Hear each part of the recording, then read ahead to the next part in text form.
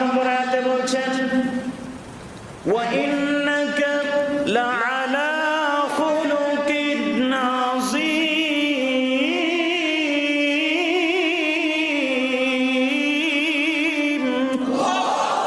ওয়া ইন্নাকা লাআলা খুলুকিন আযীম। হে নবী, কিয়ামত পর্যন্ত গোটা মানব জাতির জন্য আমি রব্বুল আলামিন আপনার জন্য মহান চরিত্রের সার্টিফিকেট দিচ্ছি। আমি আপনাকে সর্বোচ্চ সর্বোত্তম চরিত্র দিয়ে পৃথিবীতে প্রেরণ করেছি। সুবহানাল্লাহ। ওয়া ইন্নাকা লাআলা খুলুকিন আযীম। আপনি সুমহান মর্যাদার অধিকারী, সুমহান চরিত্রের অধিকারী। চিৎকার করে বলি আল্লাহু আকবার।